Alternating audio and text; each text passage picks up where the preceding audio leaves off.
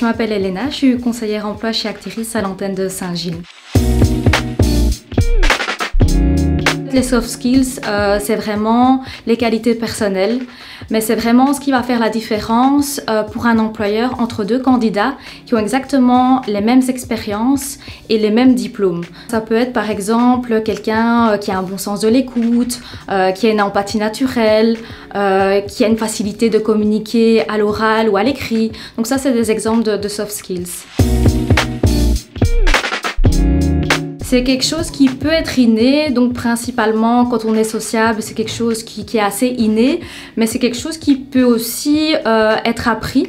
C'est quelque chose, il n'y a pas vraiment des formations pour devenir sociable, mais il y a des formations qui peuvent être envisagées pour avoir une meilleure communication, être plus à l'aise en public, peut-être aller plus vers les autres.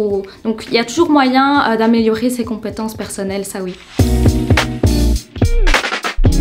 Si je prends mon cas personnel, j'ai toujours trouvé que j'étais quelqu'un de pas du tout organisé dans ma vie de tous les jours. Donc de manière innée, je suis quelqu'un de désorganisé. C'est quelque chose que j'ai constaté, que voilà, c'est quelque chose qu'on a pu me reprocher même dans le cadre du privé. Et c'est quelque chose, il y a des choses que j'ai mises en place pour justement être plus organisée. Donc peut-être faire des listes, réfléchir un petit peu à ce qui était prioritaire.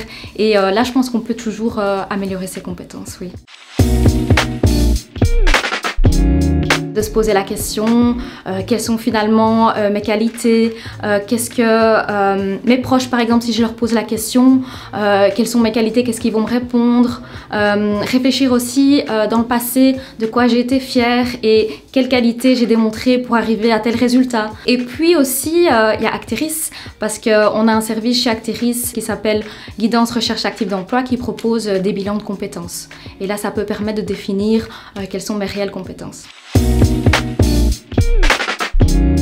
Selon moi, il faut toujours être sincère et honnête dans une candidature, en entretien. Pour moi, c'est vraiment la clé du succès.